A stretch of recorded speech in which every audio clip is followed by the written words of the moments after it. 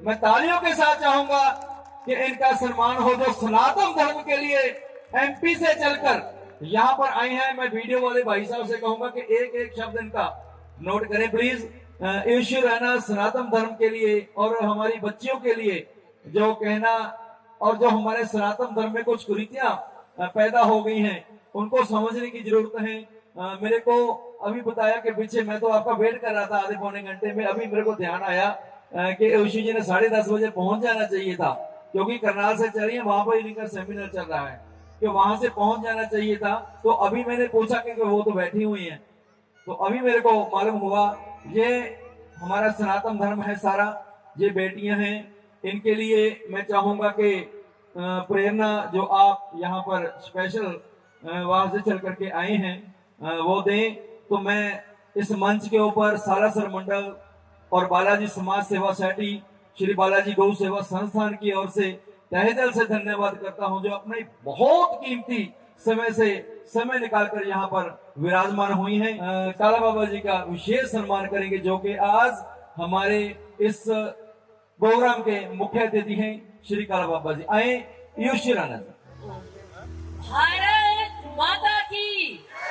इतने सारे लोग बैठे हैं और इतनी अच्छी संस्था से जुड़ के इतना अच्छा कार्य कर रहे हैं, और अगर हम एक बार तेजी से जय घोष न कर पाए तो काहे के धार्मिक।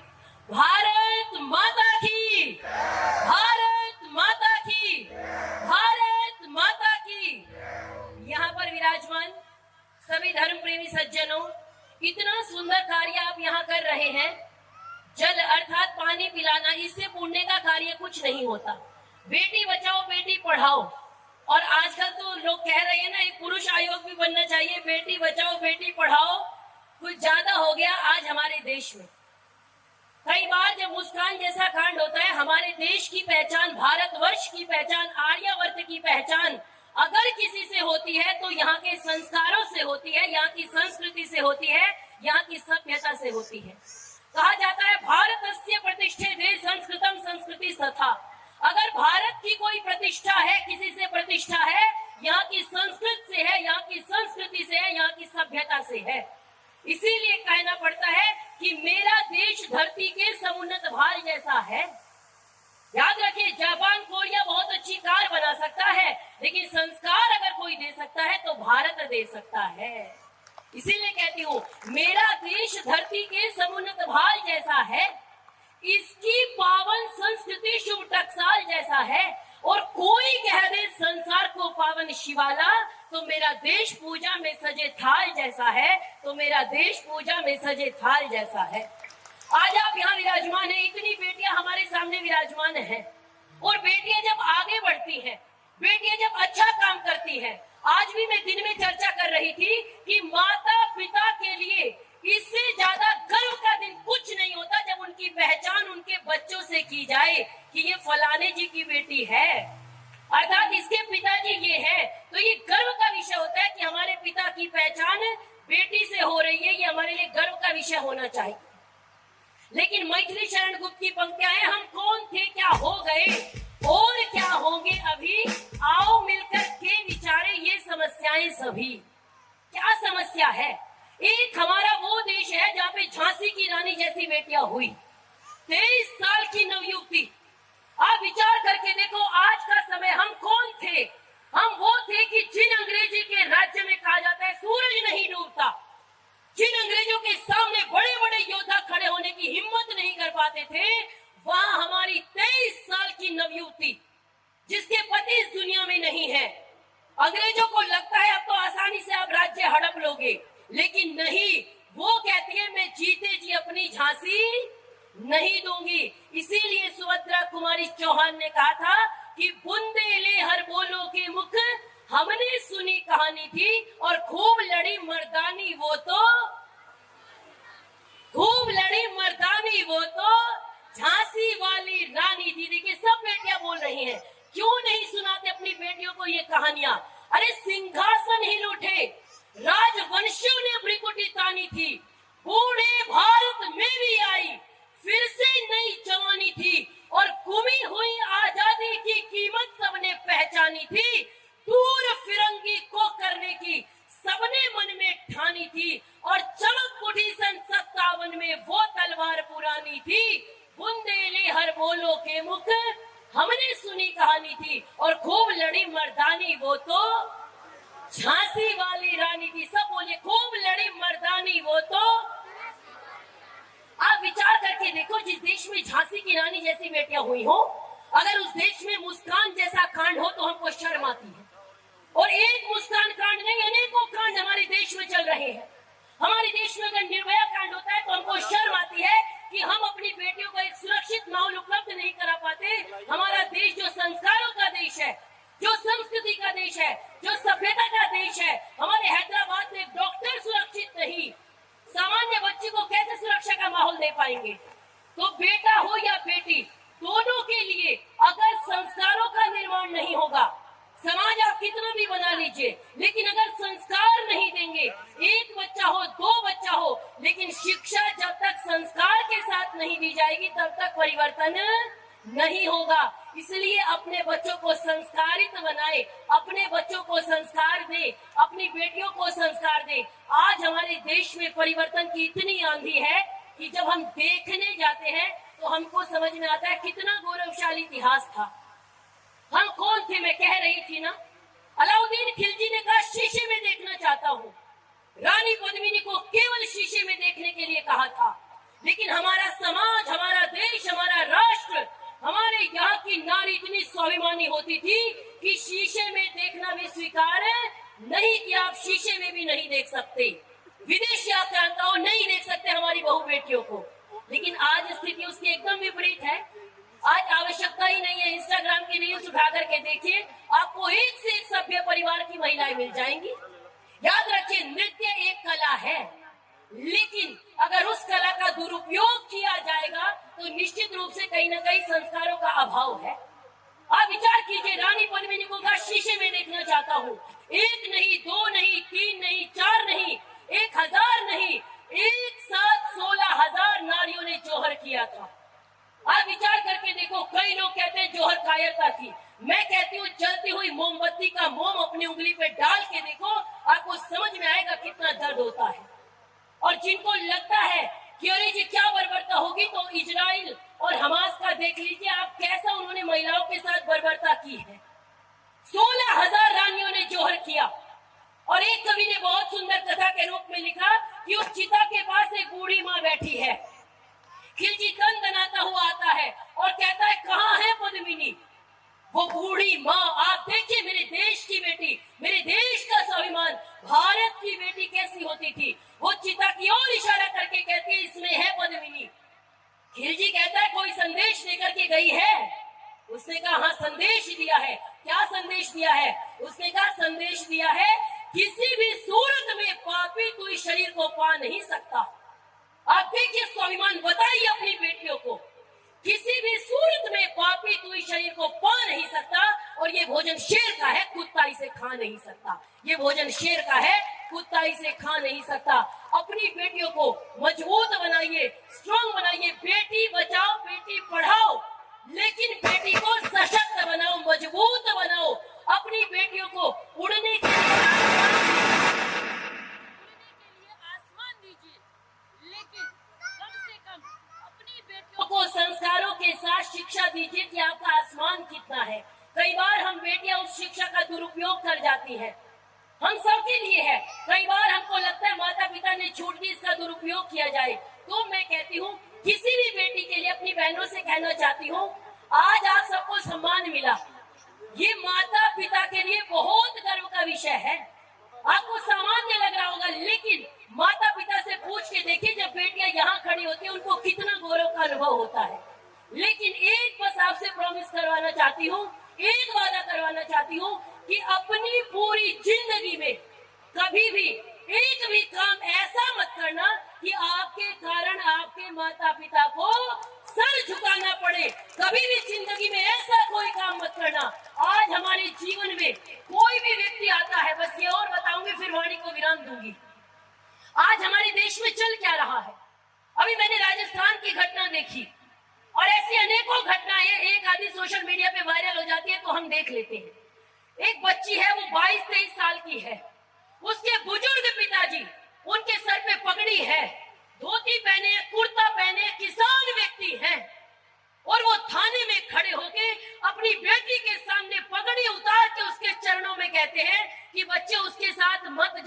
खुश नहीं रह पाएगी। और आप विचार करो, जिस बच्ची को 22 साल पिता ने पाला पोसा, अपने खाने से पहले उसके खाने का ध्यान रखा, अपना पेट काट करके उसको किताबें प्रोवाइड कराई, वो बच्ची कहती है कि मुझे तो आपके साथ नहीं जाना, मुझे उसी के साथ जाना है।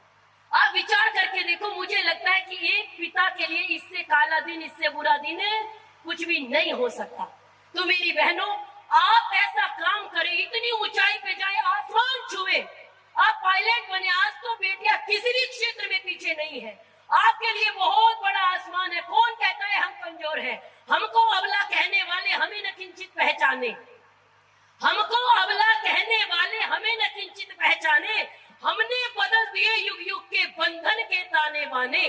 हमने झांसी की रानी बन, हमने झांसी की रानी बन स्वतंत्रता से प्यार किया और चूड़ावत की हाड़ी रानी बन निज सर का उपहार दिया। गार्गी और मैत्रेयी बनकर वेद ग्रंथ का भाष्य किया और बनकर के मध्यस्थ भारती ने पति गौरव बचा लिया। लोपा मुद्रा की गरिमा से बने हुए क्यों अनजाने, और मुझको अबला कहने वाले हमें न किंचित पहचाने, हमको अबला कहने वाले हमें न किंचित पहचाने।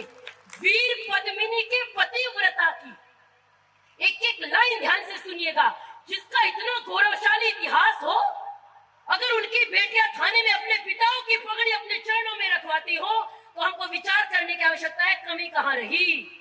वीर पद्मिनी के पतिव्रता की गौरवमयी कहानी है, और जौहर करके मरी रानियां सबको याद जवानी है। जीजाबाई अमर हो गई, जीजाबाई अमर हो गई वीर शिवा की श्वासों में, और तरुणाई की भेंट जो दीपक पर है परवाने। हमको अबला कहने वाले हमें न किंचित पहचाने। सीता के तप और त्याग से, कितना बड़ा त्याग! क्या सीता माता जैसे उदाहरण हो? वहां पिता की पगड़ी अगर थाने में रखवाई जाए तो हमारे लिए डूब के मरने वाली बात है। सीता के तप और त्याग से भारत का मस्तक ऊंचा, कर्णवती ने युद्ध स्थल में पति के संग खंजर खींचा। सावित्री बनकर मैंने यम के छक्के छुड़ा दिए, और मदाल सावन राजपुत्र मैंने सन्यासी बना दिए। मैंने कितने दिए अनगिनत देश धर्म के दीवाने, और मुझको अबला कहने वाले मुझे न किंचित पहचाने, मुझको अबला कहने वाले मुझे न किंचित पहचाने। बस यही कहूंगी कि बहनों, जिंदगी में आप बहुत अच्छा नागरिक बने देश का, आप बहुत ऊंचाई पे जाए, डॉक्टर बने, इंजीनियर बने, जो जो सपने आपने देखे हैं आप सब बने, लेकिन सबसे पहले एक बहुत प्यारी संतान बने कि आपके पिता को कभी भी ये कहते हुए शर्म ना आए कि ये मेरी बेटी है, हमेशा गर्व हो कि मेरी बेटी है। अगर हमारे पिताजी को कोई कहे कि आयुषी के पिता है तो उनको गर्व होता है, और उनकी जो अनुभूति होती है वो नहीं बोलते, उनकी आंखें बोलती है। तो हमारे पिताओं को, आपके पिता, हमारे पिता अगर मिलके एक दूसरे का सहयोग करेंगे, अपनी बच्चियों को संस्कार देंगे, तो निश्चित रूप से हमारे समाज में परिवर्तन आएगा, और ये हम सबका दायित्व है। इतना सुंदर कार्यक्रम का आयोजन आपने किया, और बिल्कुल समय नहीं था, लेकिन तरुण जी ने, आप ये समझिए, बिल्कुल बुला ही लिया। आप सबके बीच में आकर के अच्छा लगा। हमारी बहनें, हमारी बेटियां, अपने बच्चों को हमें संभालना है। अगर ऐसा उदाहरण समाज में प्रस्तुत होता है तो केवल एक बेटी नहीं होती, उसके कारण 100 बेटियां घर बिठा ली जाती हैं। ये हमारा समाज नहीं देखता। और अंतिम में एक पंक्ति कह के वाणी को विराम, जब टूटने लगे हौसले तो ये याद रखना। कई बार होता है ना, पढ़ाई करते करते और ये नंबर कम कैसे हो गए, मैंने तो बहुत मेहनत की थी, मुझे तो और ज्यादा लाने थे। तो याद रखिए, जब टूटने लगे हौसले तो ये याद रखना, बिन मेहनत के हासिल वो ताज नहीं होते, और अंधेरे में भी ढूंढ लेते हैं मंजिल अपनी। जुगनू कभी रोशनी के मोहताज नहीं होते, जुगनू कभी रोशनी के मोहताज नहीं होते। आपने ध्यान से सुना, बहुत बहुत धन्यवाद, आभार। आयुषी जी, डॉक्टर, सुनना बहुत कुछ था हमारे सनातन के बारे में, लेकिन थोड़ा इनको भी कल फिर इनका करनाल में ऐसा ही मंच सजने वाला है, और हमारी सारासर मंडल की कोशिश एक ऐसा मंच सजाने की है जिसमें मात्र सनातन धर्म का हम मतलब ऐसा कुछ इनके प्रवक्ता बनाए। मैंने वैसे आप बता दीजिए, यूट्यूब पे डॉक्टर ऋषि राणा, ऋषि भारती राणा, इनका यूट्यूब देखिए। मैं चाहूंगा कि अगर इच्छा है तो भोलेनाथ का जो वो भी कृपा सनातन धर्म के लिए थोड़ा बता ही दें, क्योंकि अभी जो ऑडियंस बैठी है वो कुछ सुनना चाहती है। मैंने आपका सुना था कि जो आजकल भजन चलते हैं वो कुछ हमारे सुनने लायक या सनातन धर्म के लिए नहीं है। सिर्फ 2 मिनट में मैं लूंगा, सनातन धर्म का भी कुछ थोड़ा सा प्रचार कर दे तो हमारे सभी सनातन भाइयों के लिए बहुत अच्छा रहेगा। शिव और पार्वती का। ओम ओम। जैसा कि कल श्री राम नवमी है, सर्वप्रथम तो आप सभी को बहुत बहुत शुभकामनाएं। मर्यादा पुरुषोत्तम श्री रामचंद्र जी के बताए रास्ते पर हम सभी चलने का प्रयास करें, उनके जैसे भाई बनने का प्रयास करें, उनके जैसे पुत्र बनने का प्रयास करें, उनके जैसे पिता बनने का प्रयास करें और उनके जैसे पति बनने का प्रयास करें। लेकिन आज हमारे देश में भ्रांति ये हो गई कि हमारे सत्य सनातन वैदिक धर्म के जितने महापुरुष, जितने भगवान, हमने इतने लांछन लगा दिए जितने लांछन उस समय के लोग नहीं लगा पाए। अभी शिव जी का महीना था, कौन सा महीना था? श्रावण मास। यही होता है ना जी, पूरे में कावड़ यात्रा। हमारे उधर तो इतनी कावड़ यात्रा होती है, बिल्कुल सड़कों पे जगह नहीं बचती, बिल्कुल जगह नहीं रहती, और सब आपको बम भोले बम भोले बम भोले, पूरा वातावरण आपको वही मिलेगा। लेकिन आप विचार कीजिए, शिव जी जिनको तपस्वी कहा जाता है, जिनको योगी कहा जाता है, जिनको महान कहा जाता है, आज हम सत्य सनातन वैदिक धर्म को मानने वाले लोग ऐसे ऐसे भजन गा रहे हैं कि हमको भजनों का मतलब भी नहीं पता। जैसे एक उदाहरण देती हूँ। क्या उदाहरण है? नीलकंठ पे चढ़ के घोड़ा पी गया बाल्टी भांग, यही गाते हैं ना, नीलकंठ पे चढ़ के घोड़ा पी गया बाल्टी भांग। आप विचार करके देखो, हमारे पिता को कोई भंगेड़ी कहे, हमारे दादा को कोई भंगेड़ी कहे तो कैसा लगता है? पीड़ा होती है, बुरा लगता है। अब आप कहोगे जी वो तो ईश्वर है, वो तो भांग पी सकते हैं।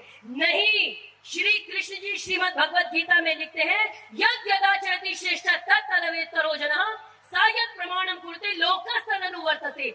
जैसा जैसा श्रेष्ठ लोग आचरण करते हैं वैसा लोग उनका अनुकरण करते हैं।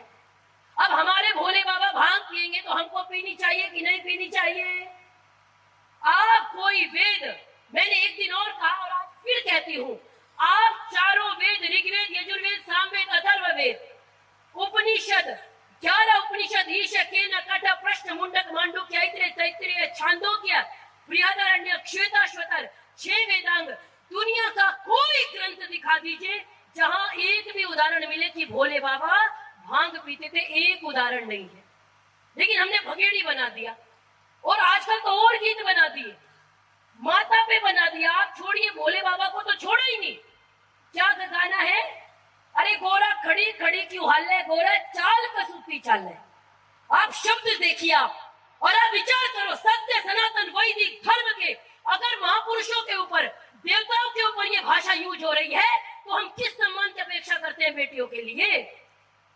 गोरा खड़ी खड़ी क्यों हाल है, गोरा चाल कसूती चाले। अपनी माँ को ये शब्द प्रयोग कर पाएंगे हम? नहीं कर सकते। लेकिन पार्वती माँ के लिए करते हैं। हमारी माँ के लिए कोई कहेगा, हम गिरेबान पकड़ के धरती पे खींच के मारेंगे और 4 झापड़ लगाएंगे। लेकिन जब पार्वती माँ के लिए कहा जाता है तो हमको बुरा नहीं लगता। विनाश वहीं से प्रारंभ होता है। इसलिए जागरूक होने की आवश्यकता है। सत्य सनातन वैदिक धर्म की जय हो, अधर्म का नाश हो। लेकिन धर्म और अधर्म तो मिक्स कर दिया, ना धर्म का पता ना अधर्म का पता। ये तो मैंने आपको भोले बाबा का उदाहरण दे दिया। और क्या कहेंगे? गणपति की महतारी एक लोटा भांग पिला देना।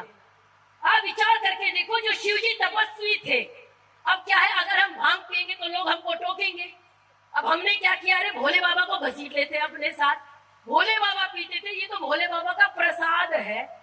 मैंने कहा भोले बाबा तो विष भी पीते थे, थोड़ा जहर और चख लो, दुनिया से कलेशी खत्म हो जाए, यहाँ से निकल ही लोगे। लेकिन वो नहीं करते। जो अच्छा लगता है, जो मन को भाई। आजकल हम ईश्वर के हिसाब से नहीं चलते जी, ईश्वर हमारे हिसाब से चलते हैं। पहले मंदिर जाते थे, इसकी चर्चा जरूर करूंगी, हो सकता है कुछ लोगों को बुरा लगे। लेकिन मीठा मीठा बोलते हुए देश के इतने बंटवारे हो गए, आज भी हमको शर्म नहीं आती। आप ये समझिए, आपके बीच में नीम का काम करने के लिए उपस्थित हूँ। ज्यादा मीठा खाने से शुगर की संभावना बढ़ जाती है।